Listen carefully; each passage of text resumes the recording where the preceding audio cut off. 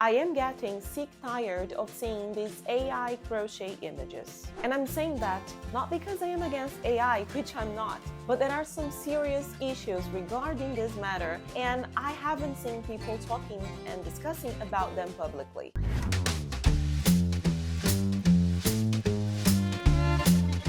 Hey guys, I am Bianca from Crocheniacs, and if you're new here in the channel, today I'm in a bit more serious tone because I want to share with you some interesting thoughts regarding those crochet AI images and how bad it can be for the whole craft community.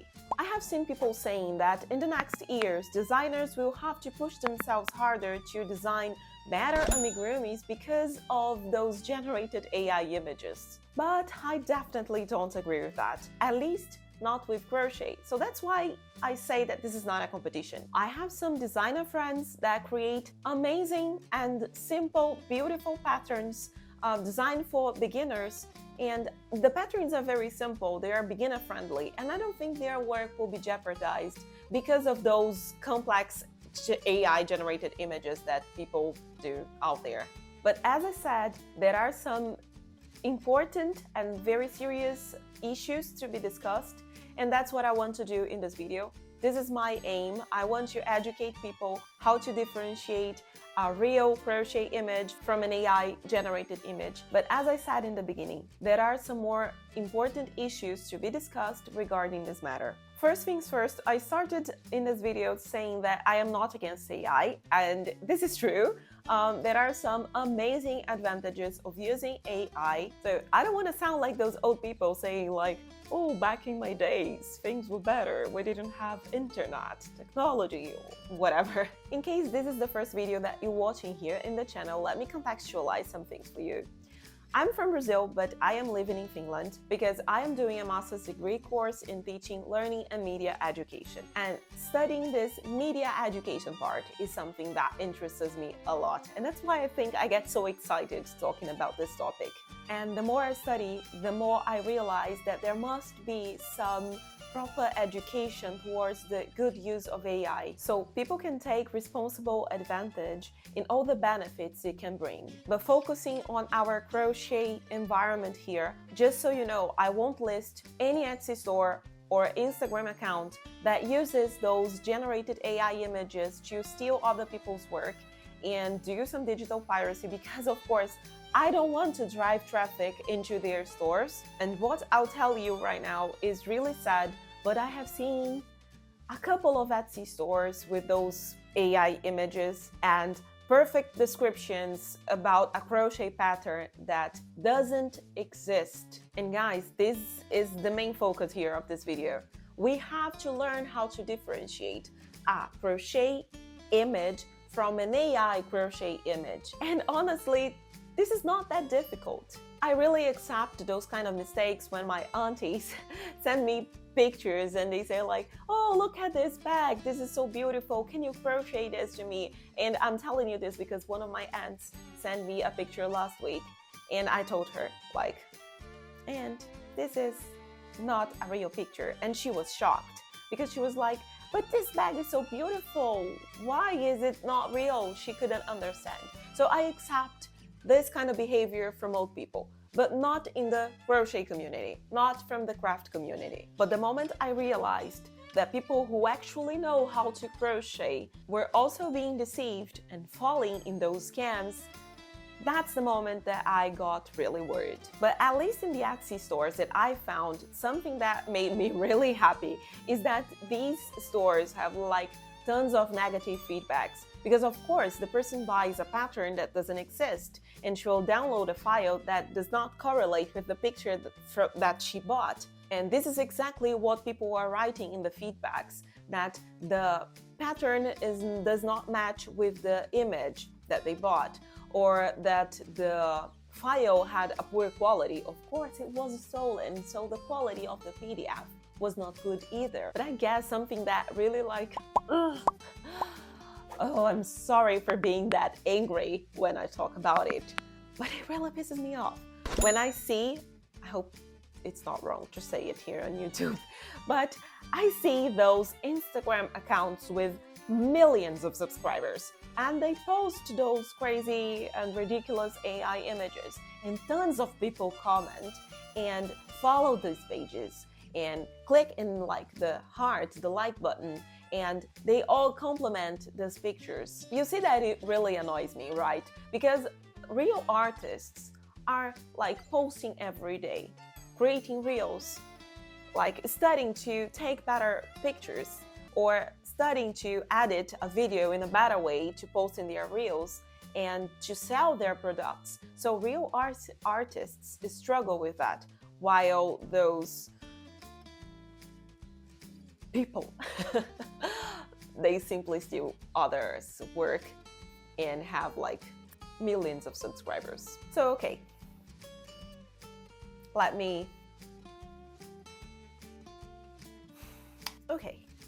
I think I am a bit more calm now. So how do we recognize those stores? How can we see if they're honest or not?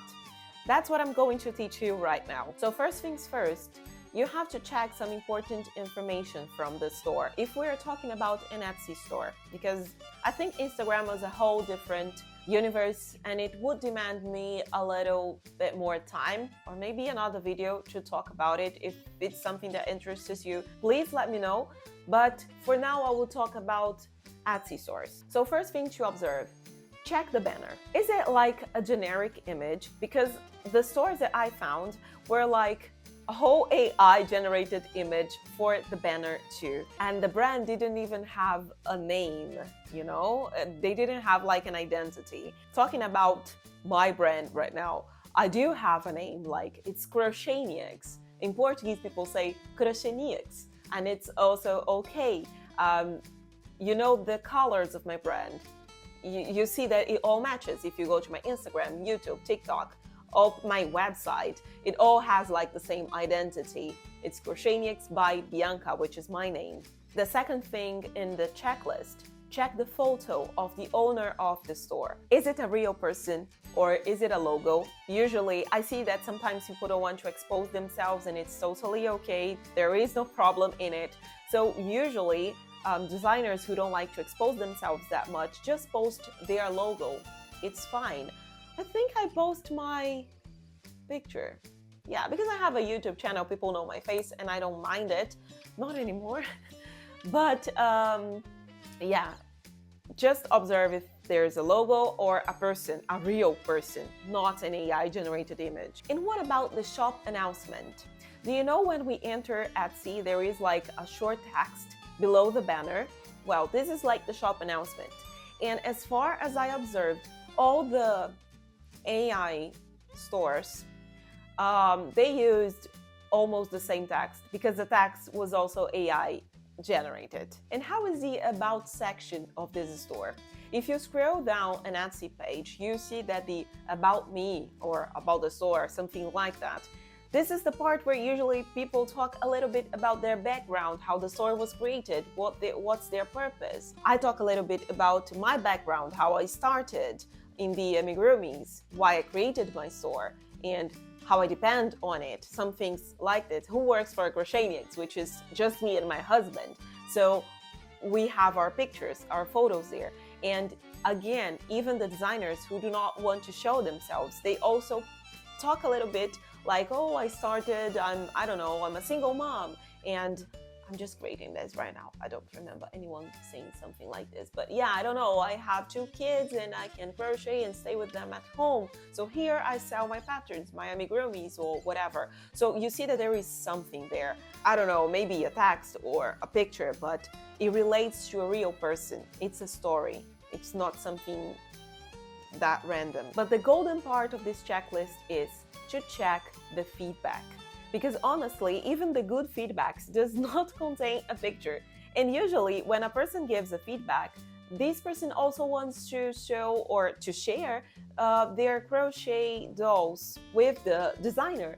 And as far as I've seen, there is no picture shared in those feedbacks. And also cross-check information, like, okay, I found a store, it looks real. Let's suppose this person created a store, wants to steal other people's work, and this person decides to follow all the steps that I'm telling you. Does it cross-check? Like, do they have other social media accounts? Do they have a proper website? So these are things that we can check just to make sure that this is a real store from a real person, a person who actually created the design and put lots of effort into it. So now let's analyze some pictures together. So let's analyze this picture here. The first thing that catches my attention are the stitches. It's kind of obvious that these are not real stitches. It's not a V shape, not an X shape, which is yarn under or yarn over. It tries to imitate a stitch, but it's nothing. And we can easily see that. The image, if you observe the arms of the doll here, it's even confusing because instead of being horizontal, there is a crazy line here which seems that for some reason a part of these arms were made vertically, which we know it's not how we do that. If you zoom in, let me see, yeah, I can zoom in. You can see that this is nothing. This is not a single crochet, not a V, not an X shape. Observe the bra. This is, something important here. We usually cannot see a stitch definition because, well, they try to imitate a stitch. So usually these kind of stitches here, the false stitches that they create, are blurred. It's not even the reverse side of the magic ring, for example, because I know that lots of people like to use the opposite. I like to use the word opposite because it's not wrong. There is no right or wrong here. Some people like to use the opposite side of the magic ring for their crochet pieces, and this is completely normal. But this one is really nothing. And the main reason why I wanted to compare with my Ariel here is because it was so hard for me to create an Ariel doll in which she was standing by herself. This was my main concern when I created this doll, in which I'm super proud of. I wanted a mermaid, but I also wanted her to be standing on her own, and I wanted the pattern to do it by herself. So you can see that there are no support materials for this doll to stand by herself. It's possible for her to do that alone because I designed a pattern to do that. And this image is quite old, but you can see that there is actually a good stitch definition, and you can see the X shape, you can see the stitches in the hair, which is half double crochet.